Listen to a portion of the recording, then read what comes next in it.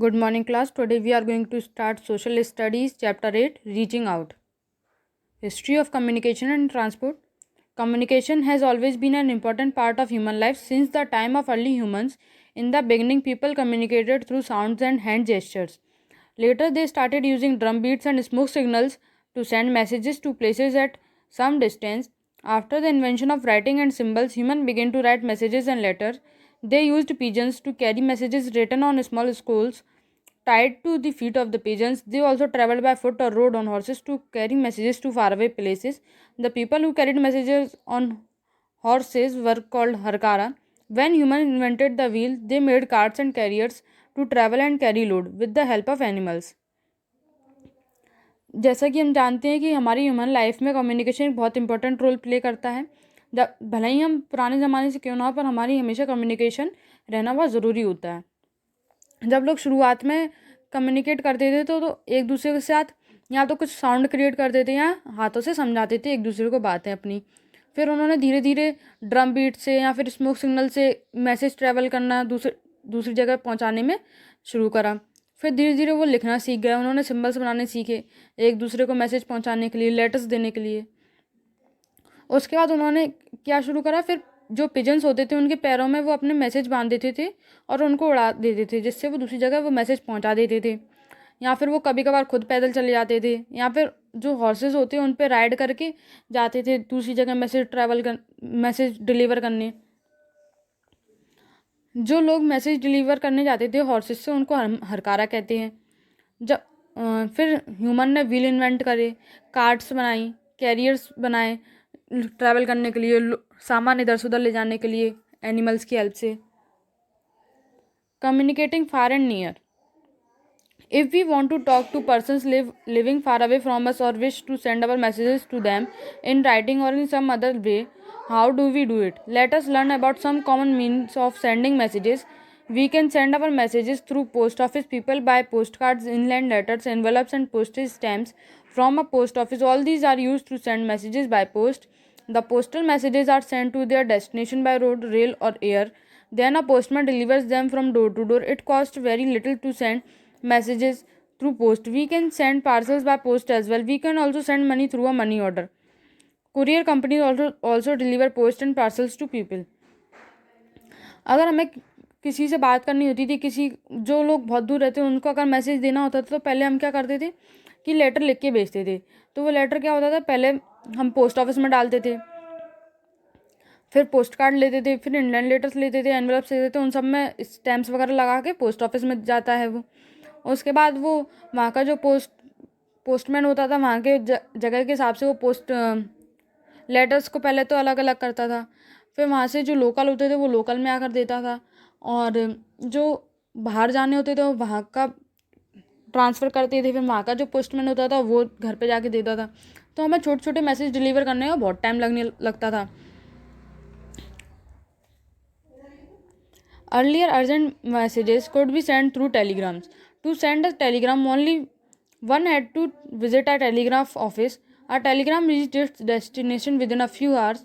Only short messages could be sent through telegrams. The telegram services ended in 2013 after serving the people of India for 163 years.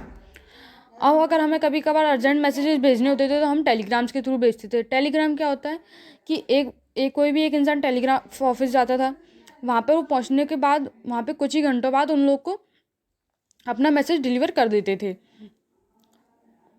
लेकिन जो Telegram होता था वहाँ पे सिर्फ short message जा सकते थे। अब जो टेलीग्राम सर्विस थी वो 2013 में बंद हो गई। उसने इंडिया में कम से कम 163 ईयर्स काम किया। Letters and telegrams are methods of communication where we can not get an instant reply. For an instant reply, we can use a telephone. It is the easiest and the quickest means of communication. We can talk to our friends and relatives living far away from us over all telephone.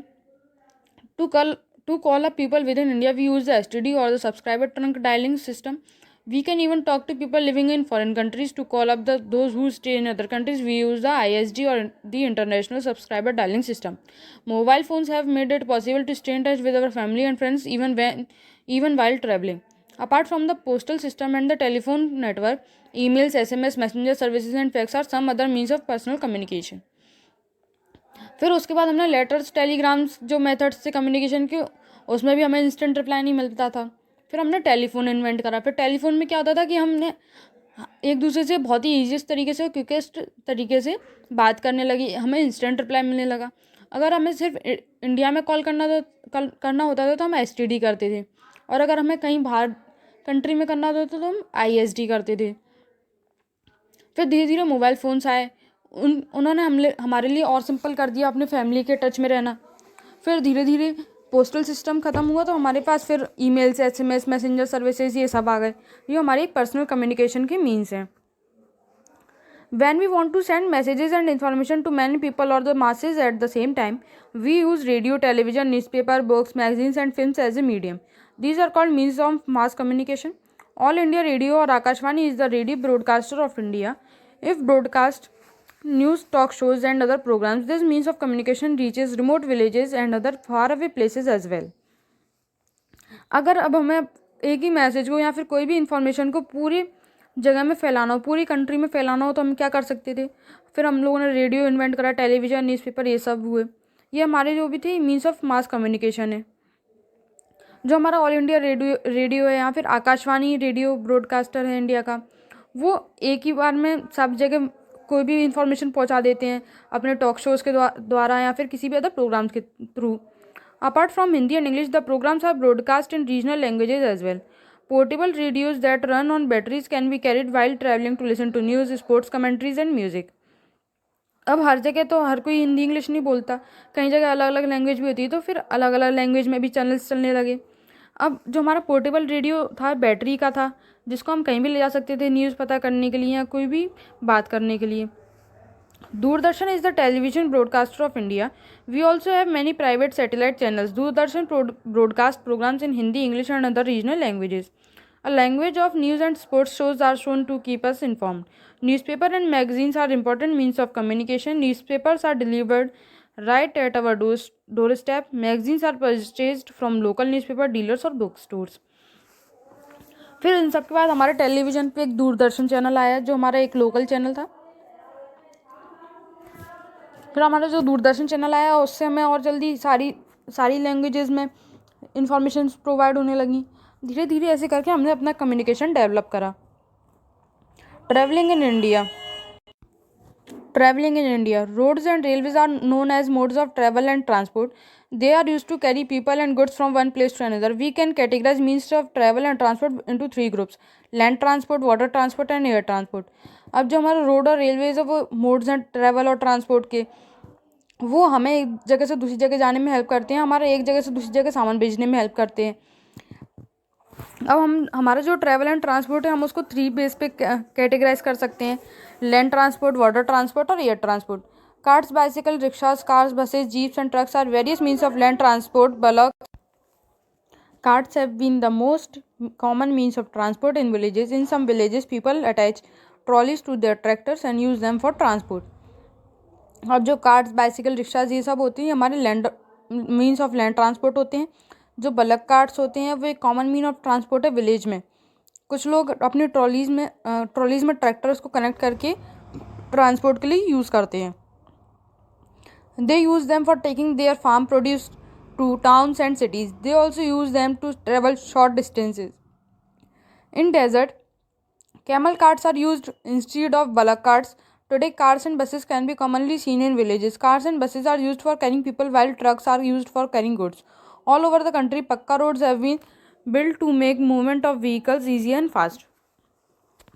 अब अगर हमें farm produce के लिए काम करना होता था तो हम टाउन्स एंड सिटीज़ में जाते थे, लेकिन अब आजकल हम देख सकते हैं कि जो शॉर्ट डिस्टेंस ट्रैवल करना होता है उसमें भी हमें कार्स या बसेस आराम से मिल जाती हैं. पर अगर हम डेजर्ट साइड में जाते हैं तो हमें कैमल कार्ट्स मिलती हैं या ब्लक कार्ट्स मिलती हैं. कार्स और बसेस जो होते हैं वो लोगों को इधर से उधर ट्रैवल करने में हेल्प करती हैं, लेकिन जो ट्रक्स होते हैं वो गुड्स को इधर से उधर पहुँचाने में हेल्प करते हैं. जो हमारी पूरी कंट्री में पक्का रोड्स बनी हैं उससे हमारे व्हीकल्स का जो मूवमेंट था बहुत ईजी और फास्ट हो गया है.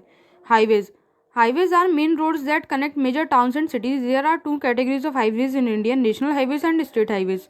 State highways connect the major towns and cities of state. National highways connect the major cities of different states. In India, the Grand Trunk road runs from Amritsar to Kolkata. Another national highways from Delhi to Mumbai. Two other important highways are from Kolkata to Chennai and from Delhi to Kolkata. अब जो highways होते हैं वो roads होती हैं जो towns और cities को कनेक्ट करती हैं. हमारे यहाँ दो तरह के हाईवेज होते हैं, नेशनल हाईवे और स्टेट हाईवे. जो स्टेट हाईवेज होते हैं वो टाउन्स और सिटीज़ को कनेक्ट करते हैं और जो नेशनल हाईवेज होते हैं वो स्टेट्स को कनेक्ट करते हैं. इंडिया में जो ग्रैंड ट्रंक रोड है वो अमृतसर और कोलकाता को कनेक्ट करता है और दूसरा नेशनल हाईवे जो है वो दिल्ली टू मुंबई कनेक्ट करता है.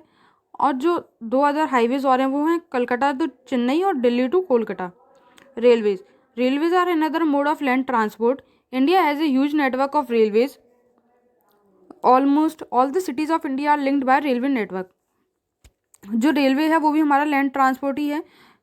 इंडिया का जो सबसे बड़ा नेटवर्क है वो रेलवेज ही है. हमारी ऑलमोस्ट सारी सिटीज़ इंडिया की रेलवे से जुड़ी हुई हैं. Every day about 1 crore passengers travel by the Indian railway. Railways are the lifeline of India. हमारे यहाँ हर दिन कम से कम 1 करोड़ पैसेंजर्स ट्रैवल करते हैं एक जगह से दूसरी जगह. हमारे यहाँ जो रेलवेज हैं उनको लाइफलाइन ऑफ इंडिया भी कहा जाता है. The railways do another great service. They carry heavy and bulky goods to distance places. Our railways carry about 6 lakh tons of goods daily. They carry things such as coal, iron, steel, fertilizer, cement, food grains and heavy machinery. जो हमारे Railways का एक another काम है वो ये है कि वो हैवी और बल्कि जो सामान होता है उनको एक जगह से दूसरी जगह ट्रांसफ़र करने में हेल्प करता है. हमारा जो रेलवे है करीबन 6 लाख टन्स गुड्स जो होते हैं वो डेली इधर से उधर ट्रेवल करवाता है. Cities such as Delhi, Mumbai, Kolkata and Chennai are connected by fast trains such as the Rajdhani and Shatabdi. In these cities, connectivity within the city is provided by local trains. In some cities, the local trains run for more than 20 hours a day. In India, local railway lines called the metro first started in Kolkata. The Delhi metro rails run both on ground level and underground. In India, a few rivers such as Brahmaputra and the Ganga are used for water transport as well. Large motorboats called launches and steamers run on these rivers. The lagoons of Kerala are suitable for water transport. A lagoon is a lake of salt water separated from the sea by sand or rocks. Large ships sail on the seas. They carry passengers and heavy loads from one port to the country to the other. Cochin, Chennai, Visakhapatnam and Kolkata are the main seaports of India. Water transport is slow but cheap. हमारी जो cities हैं दिल्ली, मुंबई, कोलकाता, चेन्नई, यहाँ पर fast trains चलती हैं जैसे राजधानी और शताब्दी. इन सिटीज़ में इनके अंदर भी मेट्रो ट्रेन्स चलती हैं. जो मेट्रो ट्रेन्स होती हैं वो दिन में 20 आवर्स चलती हैं. जो हमारी फर्स्ट मेट्रो ट्रेन थी वो कोलकाता में स्टार्ट हुई थी और दिल्ली में भी मेट्रो ट्रेन से कुछ ग्राउंड लेवल पे चलती हैं, कुछ अंडरग्राउंड लेवल पे चलती हैं. और इंडिया में कुछ रिवर्स हैं जैसे ब्रह्मपुत्र, गंगा, ये सब वाटर ट्रांसपोर्ट के लिए इस्तेमाल की जाती हैं. यहाँ पे लार्ज मोटर बोट चलती हैं, स्टीमर्स चलते हैं रिवर्स में. और जो लगून्स है केरल की वो एक बहुत अच्छा वाटर ट्रांसपोर्ट है. लगून एक लेक है जो कि सी और सी से सब अलग है क्योंकि वो वहाँ पे बहुत ही ज़्यादा सॉल्टी वाटर है. जो बड़ी बड़ी शिप्स होती हैं वो इसमें चलती हैं. वो एक जगह से दूसरी जगह गुड्स को और पैसेंजर्स को ट्रैवल करने में हेल्प करती हैं. Air transport is the fastest means of transport. It is costly means of traveling. We have big airports in cities such as Delhi, Kolkata, Chennai, Thiruvananthapuram, Hyderabad and Mumbai. We can reach any part of the world from these airports. The Airbus service is available between many important towns and cities of our country. The Indian Airlines and some private airlines provide regular domestic service for carrying mail goods and passengers. अब जो हमारा air transport होता है वो सबसे ज़्यादा fastest means of transport होता है. हम एक जगह से दूसरी जगह बहुत ही जल्दी ट्रैवल कर सकते हैं एयर ट्रांसपोर्ट से. लेकिन जो एयर ट्रांसपोर्ट होता है वो बहुत ही ज़्यादा कॉस्टली होता है. ये बड़े बड़े शहरों में ही होता है. There was a time when people travel by cars. It took them months to travel from one place to another. Today we have fast buses and super fast trains. We can reach any part of India by trains within 2 to 3 days. The longest distance can be covered with a couple of hours by air. Fast means of transport save much of our time. The modern means of transport. पहले लोग car से चलते थे तो उन्हें एक जगह से दूसरी जगह पहुंचने में कई महीने लग जाते थे. पर अब आजकल जब हमारा ट्रांसपोर्ट सिस्टम जब से डेवलप हुआ तब से अब हमें कहीं भी जाना हो तो हम दो से या 3 दिन में पहुंच जाते हैं. लेकिन अगर हम एयर ट्रांसपोर्ट लेते तो हम कुछ ही घंटों में पहुंच जाते हैं. अगर हम फास्ट मीन्स ऑफ ट्रांसपोर्ट लेते तो हमारा काफ़ी ज़्यादा टाइम बच जाता है। Transport have made the world a small place. They have brought people from different parts of the country close to each other. Trade has developed a great deal due to fast transport. Today, we can find different kinds of goods at all times and at all places in the country. Fast means of transport also help in times of emergency. In case of accidents and emergencies such as floods, earthquakes, the fast means of transport help us to send immediate aid and relief to the affected areas.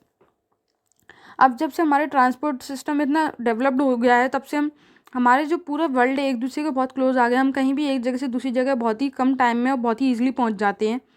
अगर हमारे यहाँ कोई problems भी होती हैं, जैसे floods आ जाते हैं, अर्थक्वेक आ जाते हैं, तो हम वहाँ पर भी अपनी मेडिकल हेल्थ जो होती है उसको पहुँचाने में ईजी महसूस करते हैं और बहुत ही क्विकली पहुँचा देते हैं.